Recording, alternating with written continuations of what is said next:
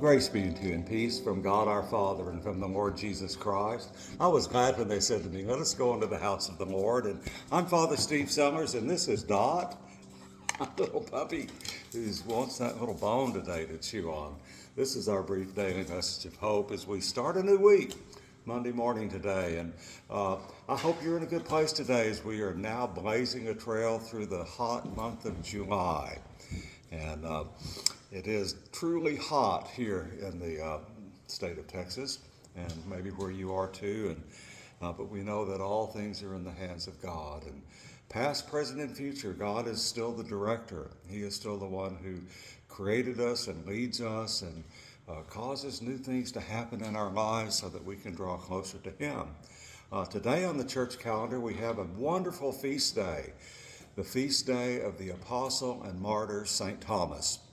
One of Jesus' 12 apostles from the very beginning, the one who doubted the resurrection of Jesus.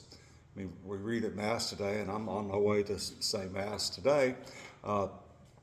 We read in the Gospel on Easter evening when the apostles were all gathered in the upper room, and Jesus appeared to them through the locked doors and locked windows and said to them, Shalom Aleichem. Peace be with you. Thomas wasn't there then.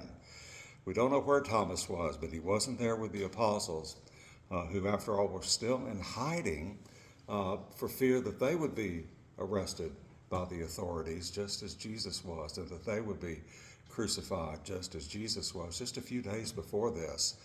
And so the gospel picks up today. 8 days later, the apostles are back in the upper room.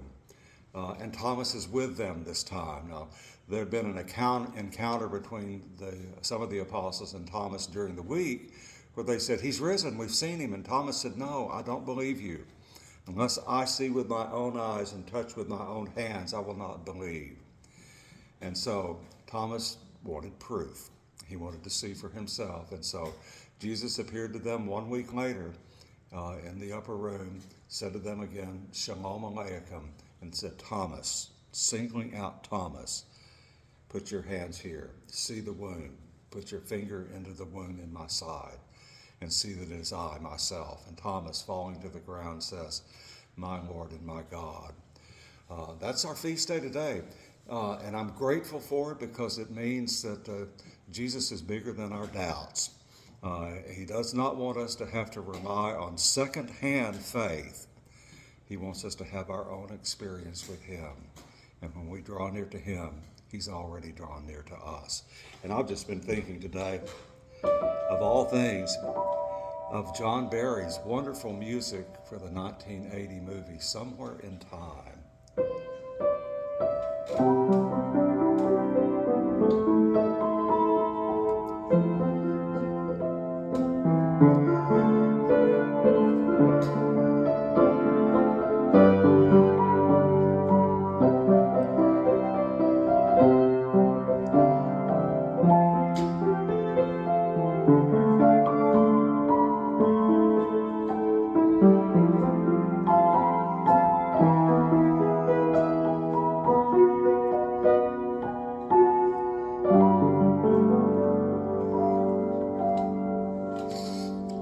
That wherever you are in time, we're here right now in the present, that our God is Lord of all time, and that when we're in His presence, especially when we come together, 2 or 3 of us, that He is with us and among us, within us, and there is no time then, as the New Testament says.